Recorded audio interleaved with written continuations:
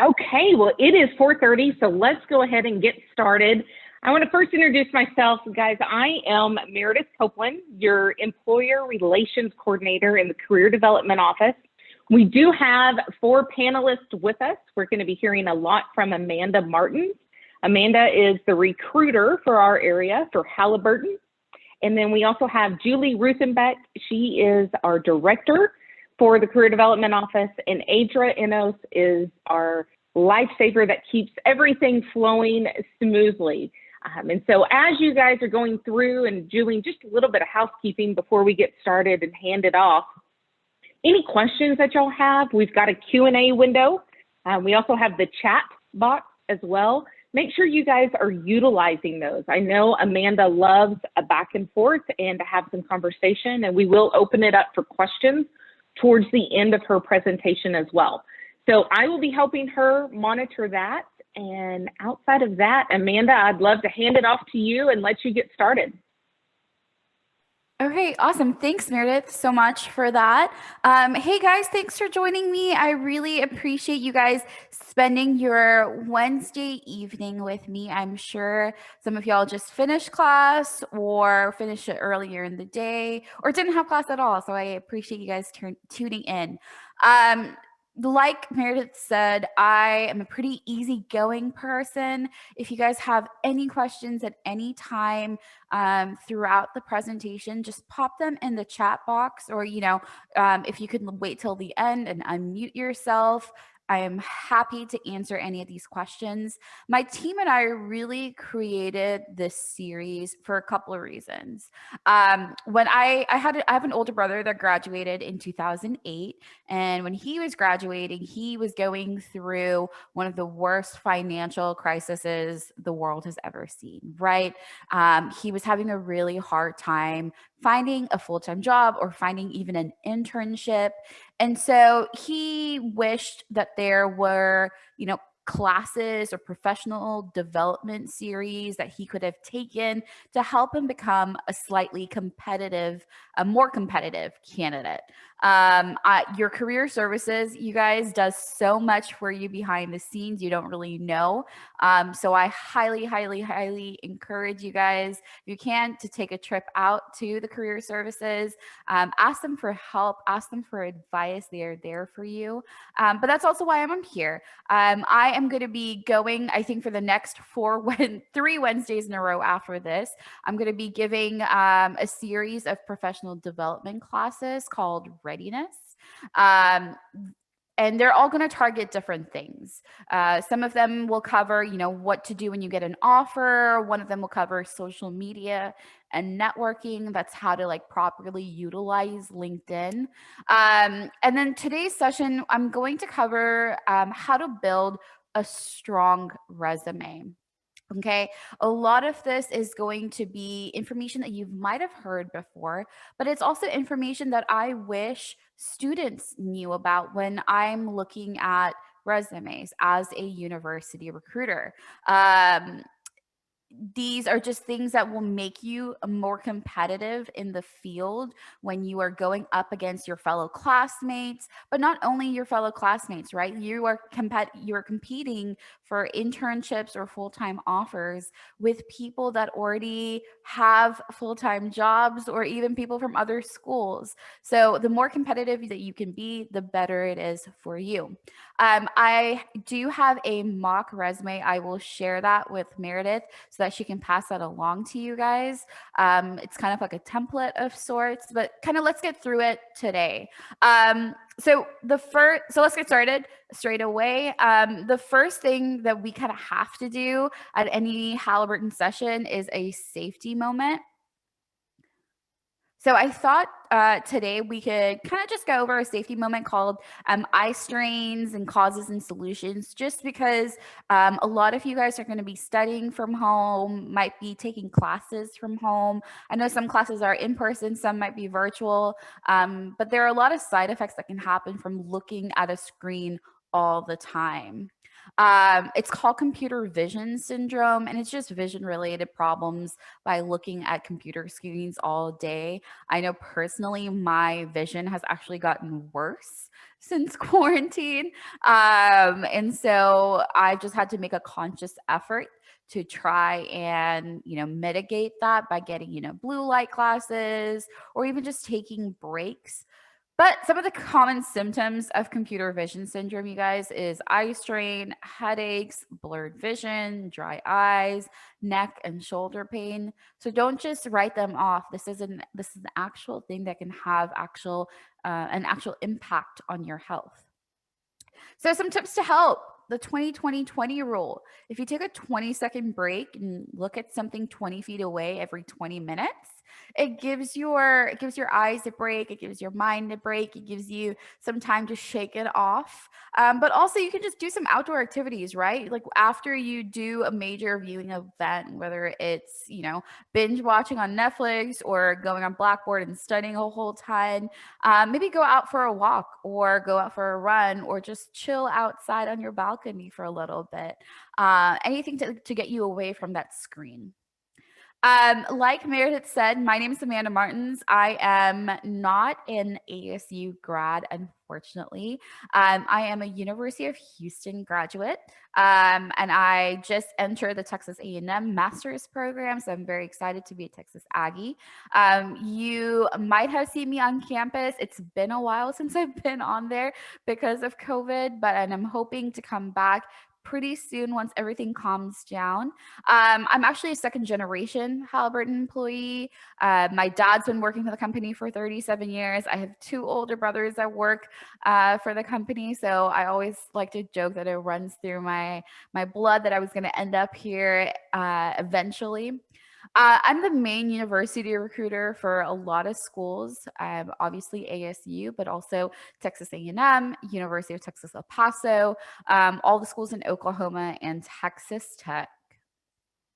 So let's get straight into how to build a strong resume.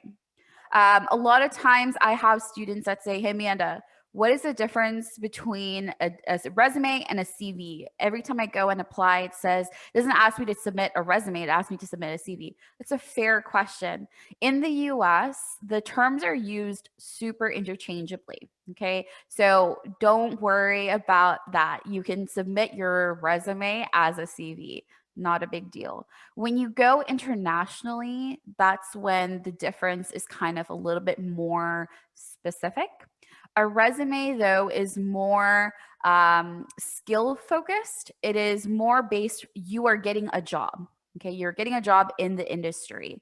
You're never, as a college student, your resume is never going to be more than a page. If you have like 5 to 10 years of experience, then that's when your resume is going to move over to 2 pages. Okay. A CV, on the other hand, is more academic focused. So if you are applying to grad school, if you are going to be applying to a PhD program, a CV is going to emphasize your academic skills. So were you a TA? Did you work on certain projects or assignments? That sort of thing. Usually a CV is much, much longer just because you're an author on pages and publications, right? And usually when you're doing like APA format of a specific magazine or article, it's quite lengthy. So a CV can be 2 to 3 pages. It just depends on your accomplishments in itself. So an order of your resume, this is super important. And the reason why it's super important is just because as a recruiter, there are certain things that I need to see very quickly, right? You always hear a recruiter takes 10 seconds to look at your resume. That is completely true for a first glance. They are looking for specific information that they want to be found at the very top or the very bottom of your resume. The first is going to have your contact information. The second is a summary, but I think a summary is very optional. And I'll go over what a summary looks like, you guys, but I don't think it's always needed, especially if you are struggling for space on your resume. If you're struggling for space, you can remove a summary, but I'll get into that a little bit later on. The third section is going to have your education piece. So Angelo State University, all that good stuff. And then fourth is work experience. And then if you have extra space, there are extra subsections that you can add. But these are the 4 core sections of a resume. So let's get straight into section 1, the contact information, right? It's going to have your name, your city, and state. One of the biggest problems that I see in this section of a resume is that students have their whole address, right? Their specific street number, street name, zip code, even. Um, it, it it's wrong for a couple of reasons. It's not a huge issue, but the issue that we have with it is a privacy issue, right? You are putting your exact street, house number, all that good information on a document, and you are sending it off to, let's say 50 companies. In 50 companies, at least 2 people look at a resume. So it's 100 people that are looking at your resume, and 100 people know exactly where you live.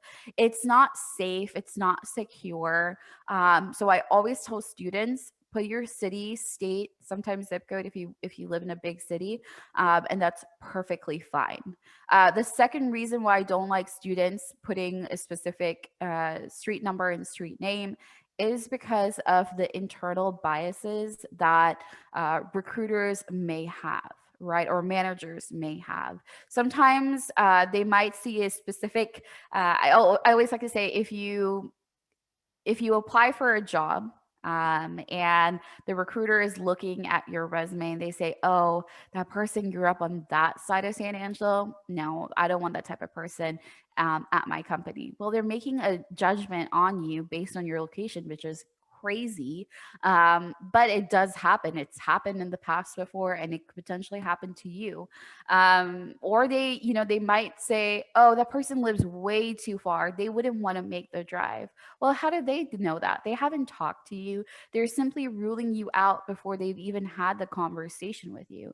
So if you're a little bit brief on that location aspect, it's better for you in the long run. That third part of the contact information is going to have your phone number, email address, work authorization. So if you are an international student, if you are a student that is a DACA recipient or a green card holder, you can put that information on your resume, but it's not required or it's not expected of you to put it on there. That is an option. I always tell students, if you want to put a LinkedIn QR code, I think that is awesome. I actually prefer it rather than your whole LinkedIn URL. If you don't know how to get your LinkedIn QR code, pop it in the chat, and then we can kind of go over it towards the end. I can show you how to get that QR code. So this is what an example of a section 1 should look like. So this is all mock information. Earl P. Halliburton is actually our founder of Halliburton, so I've just used his name for everything. So his name is very upfront, very bold. It is eye-catching. I put Houston, Texas, didn't put a zip code. Houston is a big area. And so I could apply for jobs, in North Houston, South Houston. It doesn't matter as long as they see Houston, it works perfectly. Phone number, email, and I put US citizen on there just so that you can see what it potentially looks like. And then the QR code, you guys, is going to go at the very top right corner or top left corner. This is empty space on your resume that is never used, right? You don't ever put words there. So why not utilize that white space and put a QR code? I think it really ties in a resume altogether when you look at it. And we'll show you what it looks like towards the end. All right, so section 2, this is the optional summary or purpose statement. I want you guys to question a couple of things, right? Is it really needed? If I talked about it earlier, if your resume is super long, like you are going to 2 pages, is a 3-sentence summary statement really needed? Is it going to take up a lot of space? Are you conveying things that I cannot gain from looking at your resume, right? But if you usually students that are seniors, sometimes juniors, don't really need it because they have that internship experience that takes up a lot of space in your resume. If you don't have that experience, totally okay. You can put in a summary statement to take up that white space. So if you're going to write a summary statement, make it a good one. Okay. So the first thing you're going to do is state your goal. Okay. Are you trying to gain an internship? Are you trying to gain a full-time role? Are you going to try to gain a co-op? What specifically are you looking for? And then you're going to state the time frame, right? I'm looking for an internship in the summer of 2021, or I'm looking for a co-op in the fall of 2021, or I'm looking for a full-time position starting June 2021 as soon as I graduate. Okay, you're being very specific. If your summary statement is very vague, there is no reason for you to have one. That last part of your summary statement is just going to end to a connection with the company. Now, a lot of times I've seen students have 25 versions of their resume because they are being very specific to the company. Okay. They're making a summary statement, a resume for every single company that they apply to. If you want to do that, that is awesome. If you don't want to do that, that is totally okay too. But I do think that you need to end with a connection to the industry instead, right? So if you, because there are only a few dozen industries or so in the work world, if you are applying to, let's say like a finance company, right? Like, so let's say JP Morgan Chase, or you're applying to Wells Fargo and you're applying to Bank of America. If you don't want to do an individual summary statement for each company, you can do a general one and tie to the industry. So I'm looking for a summer 2021 internship related to the finance industry. Okay. I'm not being very specific to the company, just the industry in general. And the main thing for the overall purpose statement, you guys, not more than 3 sentences. I think if you go over 3 sentences, it does become long, drawn out.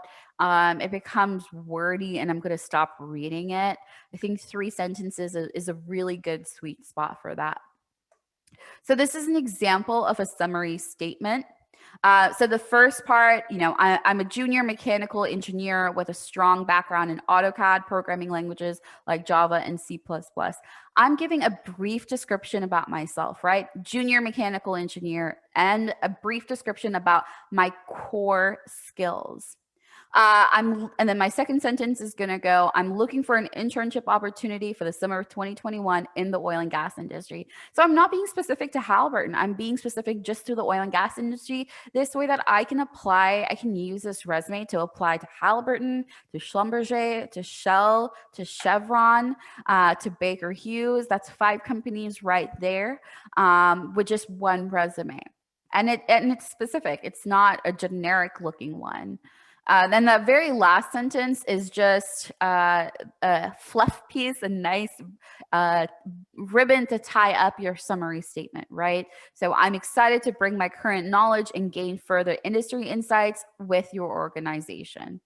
All right. So that is a quick, concise summary statement that's telling me exactly who you are, what you're looking for, and what you can bring to the table in 3 sentences. All right, section 3, education. This is where you're going to put, your university, Angelo State University, major and minor, GPA, and graduation date. Okay. If you don't have a minor, that's totally okay. You don't have to make up one or stress about one or even state that you don't have a minor. Just keep your major in there, and that's perfectly okay. So this is what a section 3 looks like. So I put University of Houston just because that's where I graduated from. So you would put Angelo State University. Do you guys see how, like, University of Houston, it's short. It's shorter than BS in mechanical engineering. It is because it's short, I wanted to have it a little bit more aesthetically pleasing. So I became specific again. I went very specific into the college that I graduated from within University of Houston, Cullen College of Engineering. Okay. And then below that, your bachelor's in mechanical engineering, and then below that, your minor in business or whatever you guys are getting a minor in. The left-hand side is how exactly you want to have your information on there, because that's how I'm going to be looking for core information as a recruiter, what you majored in, what you minored in. And then I'm going to go, my eyes are going to go directly across the right-hand side of the page and look at your graduation date, right? If you are graduating in December, if you graduated in December 2020, that means you are looking for a full-time opportunity. If you are graduating in May of 2022, that means you're a junior and you're looking for an internship. So be very specific when you say your expected graduation date, and make sure you guys are using the word expected or anticipated, just because that graduation date is sometimes ever moving, right? You never know what can happen. You can accidentally not sign up for a class and that graduation date is pushed forward a semester, or it can be that you were able to take more classes than you thought in a semester and pull your graduation up a semester. So if you say anticipated or expected, there is that leniency that it's not a set in date motion. And the very last one is your GPA. If you have a cum that is higher than your major GPA, use your cum GPA, you guys. If your major GPA is higher than your cum, use your major GPA. Whatever is higher, that is my best advice on putting it on your resume. All right, work experience, section 4.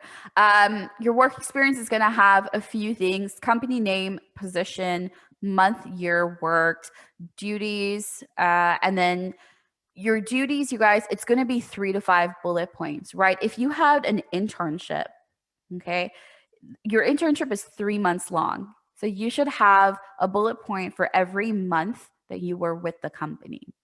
Because I'm going to expect that if you had an internship, you had a project or a small project every month, and then potentially one larger project at the end of the summer. So 3 bullet points is a minimum, 5 is max. Even if you didn't have an internship, you can use this policy same as your full-time work or your part-time job. If you don't have any work experience, that's okay. If you are a freshman or a sophomore, or even sometimes a junior, that's okay. Life happens, school gets stressful, not a huge deal, but your resume still has to have something else. So if you don't have any work experience, substitute that for any student org involvement. So if you were, a marketing chair for your sorority or fraternity or academic student org, put that on, list your responsibilities, because God, I know when I was in college and in a student org, that was that job, that student org involvement felt like a full-time job. It's a lot of work. So use that to your advantage. Okay. So this is an example of a section 4 of your resume. So right below that, right below work experience, I have Halliburton Energy Services. The company name should be at the very, very top. Okay. Right below that, I put the position title, right? So I put field engineering intern. And the reason why I have it italics is purely aesthetics. It gives it a little bit of a break while viewing the resume. If I left it non-italicized, it just looked like a lot of information. There was just no breakup off that. And then all the dates are going to be right aligned to the very first line of Halliburton Energy Services, where your companies work. So summer of 2020. You can be a little bit more specific than that if you want. You can put May to August. You can put January to May, whenever you had that full-time job or internship experience or part-time job. You can say the specific months or years for that. And I just put 4 bullet points. And you guys, the way I got those 4 bullet bullet points is actually going back to a job description. So if you are struggling to find, things that you did during the summer or during your time at the company, not because you didn't do anything, but because you can't think of it, go and see if you can find a job description and pull those bullet points from there. Usually these words are carefully written. Usually these words are using elevated language. So that's a really great way to utilize your resources without you stressing out about it and freaking out about it. And then below that, I put, Cypress Aquatic Center, lifeguard, a very simple job that you might have had either in high school or, your summers as your freshman year or sophomore year as well. So what's not relevant in a resume? Okay. Your high school information. I know I said, your lifeguard job and, your high school experience. That is okay, but your high school experience is not okay. Don't tell me where exactly you went to high school. Don't tell me your SAT score. Don't tell me you were part of NHS, the National Honor Society. That's great information for you to get into college. But what have you done since getting into college that should make you a standout for my company? Right? So I always tell students remove everything from high school on there. SAT scores and ACT scores as well. That is information that got you into college. Do not put any pictures on there on your resume. This kind of goes back to that internal bias of recruiters. No pictures. That's my best advice on that. And then no personal information. You guys won't believe how many times I've seen students put their social security number on their resumes or their marital status on resumes. It's not smart. Like I said, these are going out to at least 100 people. That means 100 people know your social security number, and you don't know if all 100 people are going to be good citizens and not use that to their advantage. So just leave your personal information out of there. So how do you enhance your skills? I talked about extra subsections. I think extra subsections is smart to have. So you could use skills and competencies, right? So if you are an engineer, have you used AutoCAD? Have you used MATLAB? I'm not a business recruiter, so I can't give you specifics on business stuff. But if you are, marketing or graphic design, have you used Adobe Photoshop? Are you skilled? Have you taken classes on that? That's a great subsection to have. Hobbies. I actually really enjoy hobbies. If you have like one or two, it's not going to be a huge subsection. This is something that a lot of recruiters can use, or things that you can use to create conversation with recruiters, right? If your hobby is traveling the world or trying new cuisines or cooking, that's a topic of conversation that you can bring up during a career fair visit, during a info session after it. This is something that you can talk about during your interview to make you seem a little bit more personable with that recruiter. You can talk about, your extra subsections could have volunteer work or even student orgs. I think student orgs and volunteer work and skills and competencies, are the main ones, and then hobby is a plus. But definitely, if you have the space, use extra subsections. The second part of enhancing your resume is just upgrading your vocabulary, using small words that elevate your speech can have such a huge impact on your resume and can seem a little bit more professional, a little bit more eloquent. So instead of using the word did, just use achieved, right? It's a little bit longer, it takes up a little bit more space, but it's also a little bit more eloquent. Got, obtained, led, executed, researched, explored. These are great substitutes, but I also recommend don't overdo it. You don't want your resume to be way overproduced that it doesn't make sense, right? So pick and choose the specific words that will elevate your resume to the best that you can possibly understand it.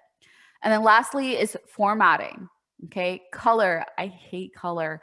All recruiters hate color. Your resume should not have these bold, bright colors that I think a lot of students think make them stand out. When recruiters are looking at resumes, like I said, they have 10 seconds. They're not saying, oh, this candidate had color on their resume, I'm definitely going to take a look at it. Or they're not saying, oh, this person didn't have any color on their resumes, I'm not going to look at it. So I think a lot of times you do it yourself a disadvantage of, formatting your resume into color, and then at a career fair, you only had time to print it black and white. Just not a smart move. Just keep it plain as possible because you're conveying your experience to the recruiter and your desire to get a job or an internship to the recruiter. Font or font size, you don't want to overdo it with this. I think the lowest font that you can have on your resume is a font 10, sometimes 11. And the largest font I would say is probably a 14 or a 16 for your name. Okay. The meaty part of a resume is going to be a size 11 or 12 here or there. Sometimes even a 10. Totally depends on how much you have on your resume. And then lastly, margins. You guys don't have to stick to A4 margins. You can narrow those margins quite a bit and play around with it so that you are keeping to one page. So I highly recommend you guys play around with your margins. And then the very last tip to enhance your resume is just making sure that you convert it to a PDF when you're submitting it, okay? Always convert to a PDF. And the reason why I say this is because a lot of times if you send it as a Word document, I, as the recruiter, have the ability to edit your resume, and that's not what you want. A resume is a legal document that you have created and you have submitted, and I think it looks a lot more professional if you save it and submit it as a PDF. Okay. So this is what a final resume should look like for the most part. So you have that very first name, and then at the very top right, that QR code, summary, education, work experience, and then those extra subsection that I added were skills and extracurricular activities. So just looking at the resume, you guys, you can see that I've utilized that white space. It is not A4 formatting, right? The margins, I've extended those margins a little bit so that that black and white contrast is leveled, is at like a good 50%.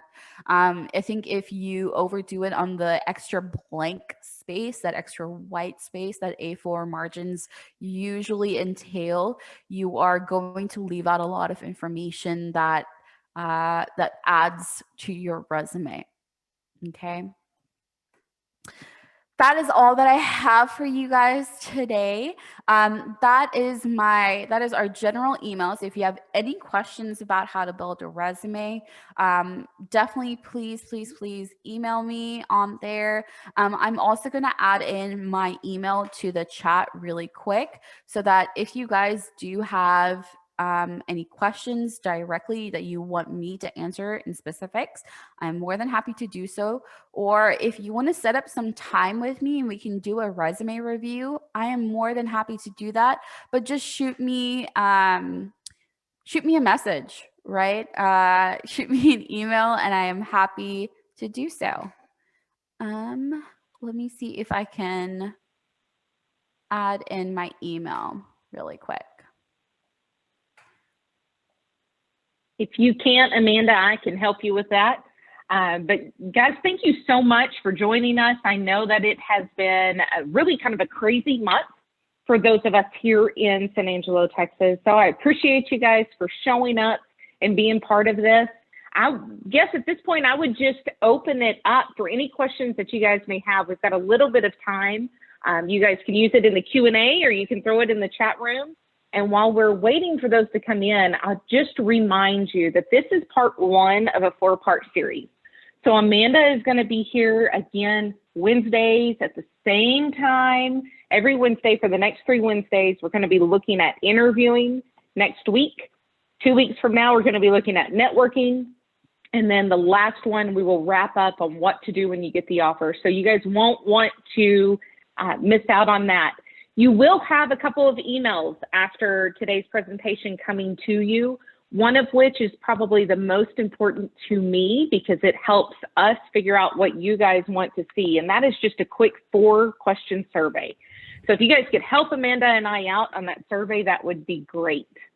And then after that, you'll have some follow-up emails on ways to really register for the next 3 if you want to do that. Amanda, we do have a question that has come in. Yeah, and I saw Colton. Sorry. Yes. Yeah, I saw Colton's question. Yeah, so that's a great question to have. So Colton asked, is there such a thing as having too many jobs on a resume? I think if you have a lot of jobs, that is A-okay. You can have that on a resume. If it is full-time experience, right, your resume is going to go over a page, and that's fine. If it's not like a full-time major specific job, I would have majority of those jobs on there. Make sure it's a page, your resume. If your resume ends up going over 2 pages, you can remove your earlier jobs. And then those earlier jobs, you can, instead of having 3 to 5 bullet points, you can have maybe 1 or 2. I'm not sure if that answered your question completely, but yeah, just if your jobs are not industry specific to your major, you can reduce that amount, or you can take them off, or you can kind of play around with them so that your resume is overall a page. Okay, awesome. Thanks, Colton. Okay, it looks like we have another one, Amanda. I don't know, can you see these? Yes, I can. Okay. Okay, perfect. So you asked about your American name. Should I put your American name or your given name? I think the way that you put it, I'm not sure how to say your name, and I really don't want to butcher it. But I think the way that you put it in that second half is perfectly okay. You know, your legal name, and then in parentheses, what you prefer to be called, and then when at the end. That is absolutely perfect. Okay. What about any more questions? If we have any more coming in? Give it just a little bit. Okay, so somebody asked, when listing places of volunteering, should we mention past employer or manager? I don't think it's necessary for volunteering.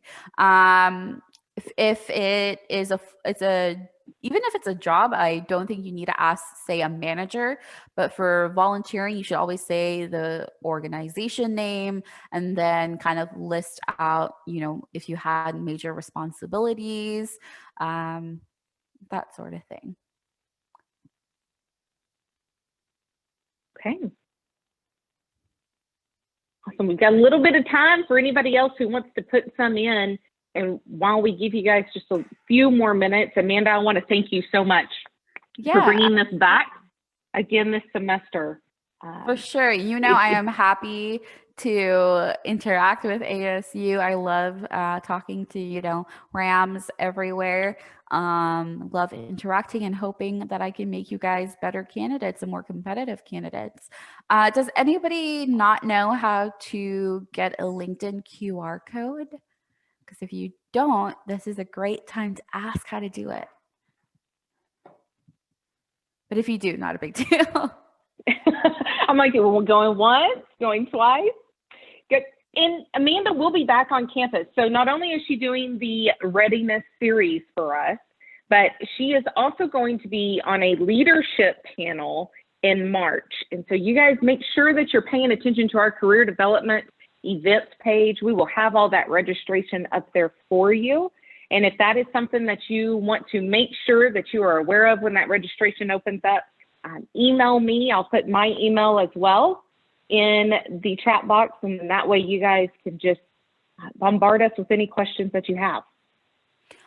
Someone did ask how to get the QR code, so I'm happy to do so. So the first thing to do to get your QR code, you guys, for LinkedIn, is to actually get the LinkedIn app on your phone or any cellular device.